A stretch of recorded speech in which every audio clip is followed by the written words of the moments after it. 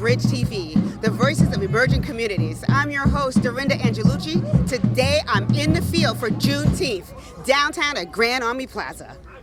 Good morning, Brooklyn! Happy Juneteenth! Happy Juneteenth! Come on! Happy Juneteenth! Come on! Happy Juneteenth! In 1865, enslaved Africans in Galveston, Texas, were informed of their freedom. It was June 19th. It was a day of excitement, grace, and amazement. It happened to and for formerly enslaved Africans who fought, waited, and died for their freedoms. We cannot discuss this day without honoring the terrible circumstances Africans and Americans survived. It is important to acknowledge Juneteenth is first a Black American holiday, then it is a joyous occasion for the entire diaspora living in the United States and globally. Hi everyone, my name is Assembly Member Short Hermlin, representing the 42nd Assembly District. I am here celebrating Juneteenth. This is the 4th annual celebration here in Brooklyn, sponsored by Council Member Farah. It is to celebrate the liberation of Black people here in America, the Emancipation Proclamation, which happened in 1863.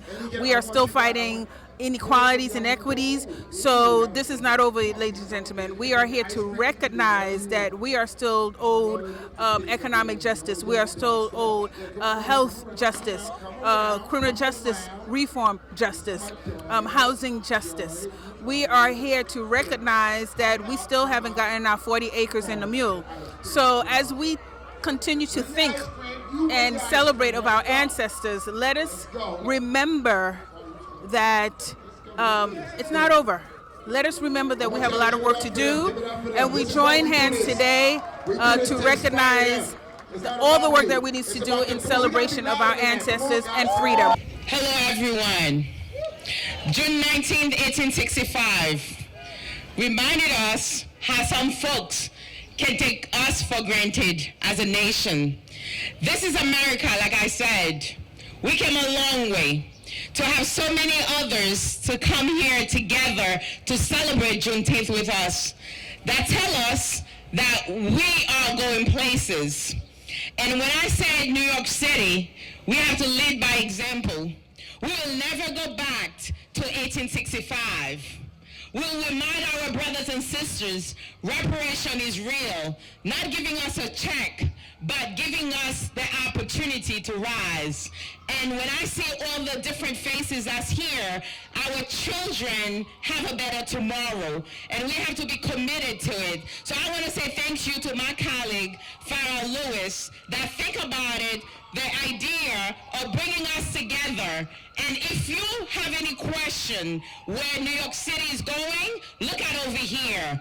People that are wearing the shirt are Mark Appel, Rai Goldstein. We have so many folks from libraries, people that are supporting, that can make a difference in our community here. So let me tell you, my brothers and sisters, that have your parents, your great parents that was enslaved.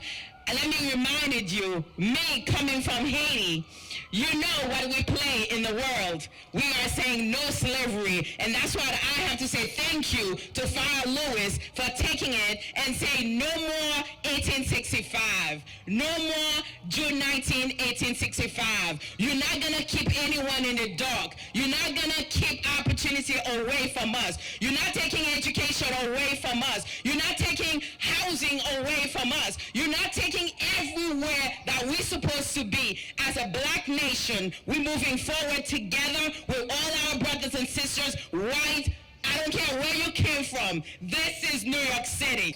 The psalm speaks of the brevity of life, but it's verse 12 where the writer says, so teach us to number our days that we may incline our hearts to wisdom. He's saying to teach us to live cautiously and to incline or lean in and listen for wisdom. And so on this occasion this morning, if you will allow a 12-year-old, almost 13-year-old boy to thoughts, ask you to incline your ear for just a few moments. If you are a black American, there are aspects of your life that are universal. We all have a shared consciousness called blackness. It's universal. When we walk into a room, it's telepathic. With just a swift nodding of the head, what's up? We instantaneously identify with our common history. Civil rights, mass incarceration, systems of injustice and racism that seek to minimize and marginalize us. Leadership that devalues our lives. Hate-filled policemen who curse, kick, brutalize, and even kill us with impunity. There is a demonic agenda that is set to silence our impact in this world, but they underestimate our potential. While going through some of the most horrific captivity known, we somehow created a culture that has not only defined the nation, but has captivated the entire world. Building this nation with our bare hands and producing some of its most intelligent and brilliant leaders, like Martin Luther King Jr., Malcolm X, Marcus Garvey, Harriet Tubman, Barbara Jordan, Shirley Chisholm, Kamala Harris, and Ketanji Brown, and the list goes on. But listen, now lynchings are called police shootings. Plantations are private prisons. We used to pick cotton, now we are the cotton. Our babies are no longer fed to alligators, but to abortion clinics. Black laws are now police profilings. 400 years later, and black people are still at the bottom economically. CNN says that it will take about 288 years for black families to reach the same wealth as white families. Non-white schools get $23 billion less than black and white schools. More black people are in prison now than they were enslaved in 1619 and in 1850. But these are the questions I must ask you, my brothers and sisters. Why are we at the bottom of the totem pole in every nation around the world? Why are our heroes always slain and humiliated? Why do we make up 90% of the prison population? Why do we still live below the poverty line? Why are we still asking in 2023 for voting rights? Being black is still seen as a disadvantage in our world. And I'm going to say it like it ought to be told. There have been little changes to give black people the same rights as white people. Why are people of color still treated less fairly than whites by doctors, police, and the justice system? 400 years later, and black lives still don't matter. Walter James Baldwin said that any other nationality can rise up and declare their independence, and they are celebrated. But when it comes to black folk, we're seen as rebellious dogs who must be beaten into submission and publicly castrated in front of our families, our peers, and the entire world. What is it about us that causes so much fear? What is it about us that causes the heathen to rage? There's something happening in our world, and my father calls it a reset. He says we live in a postmodern society, that everything that he and my mother knew growing up has radically changed. I'm only a young man right now, but I'm noticing that black people around the world are experiencing an awakening. My generation is not willing to let you spit on us and tell us that it is raining. There are conversations that are being had in barbershops and universities around the world. Conversations about information that has been in front of our faces the entire time. Evidence that has been suppressed for hundreds of years is now stirring the nation about who we really are. Conversations about the true identity of us melanated children of the Most High God. Our will be reading in your hearing a General Order Number 3 that was posted on the door of Reedy Chapel in Galveston, Texas on June 19th, 1865. And I quote, "The people of Texas are informed that in accordance with the proclamation from the Executive of the United States, all slaves are free." Lift every voice and sing to our rings with harmony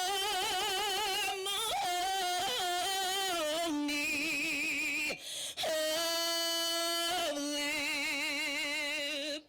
liberty.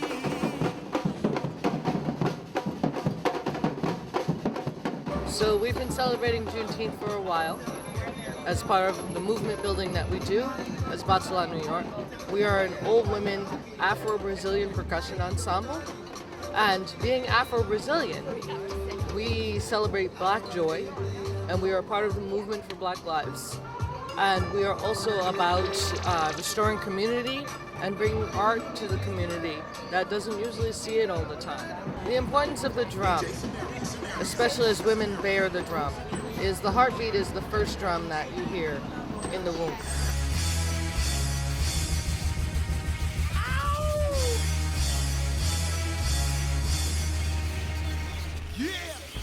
In 1865, enslaved Africans in Galveston, Texas were informed of their freedom. It was June 19th. It was a day of excitement, grace, and amazement. It happened to and for formerly enslaved Africans who fought, waited, and died for their freedoms. We cannot discuss this day without honoring the terrible circumstances Africans and Americans survived. It is important to acknowledge Juneteenth is first a Black American holiday. Then, it is a joyous occasion for the entire diaspora living in the United States and globally. I'm so excited to be here as the president of the bridge, co-sponsoring this amazing, beautiful Juneteenth event, sponsored by Councilwoman Farah Louis. It's a celebration of freedom, where every year on this day, we remember the freedom from slavery, but freedom from people all over the world, united together in freedom. And that's why we celebrate today with beautiful music, food. It's a celebration of love and peace to all. And we're so proud to be part of it. Freedom cannot rest. We who believe in freedom cannot rest. Come on, sing.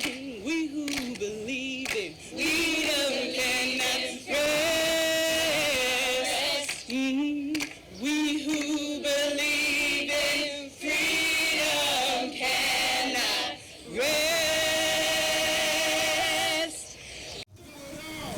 You know what? That's all we can get back. Put it over time for the get back. Got a family with me, I can't sit back. Can't depend on me, that's a big fact. What's that? We fall down. What we do now? But we get up. What we do is that? We fall down. What we do now? But we get up. Gotta stay up. Give it up for yourself, y'all. Give it up for yourself. Give it up for yourself. I really applaud the Bridge Multicultural Project, Mark Appel, for all the great things he does in the community. I've had the pleasure of actually attending several events at Bridge Multicultural Project, EAT events celebrating all levels of the diaspora, all types of educational opportunities and experiences. And I think it really finds a great way to unite the community in a very meaningful way, in a very peaceful way, and in a way in which we respect our individual traditions and combine together to make something great. I think it's so important, not just for us, but for the young Black community that we have here. And it's so amazing for him as a white boy to see these kids have this type of representation out. I think it's so amazing. It's so heartwarming and God, look at the smiles around. There's so many smiles around, and it's so awesome and so nice. What do you think, bud? It's so important to be educated with Black history in school. It's so important for us white people to be educated in schools, so that way we don't have to. I mean, we have our history, they should have their history too. It's only fair. Their history is our history.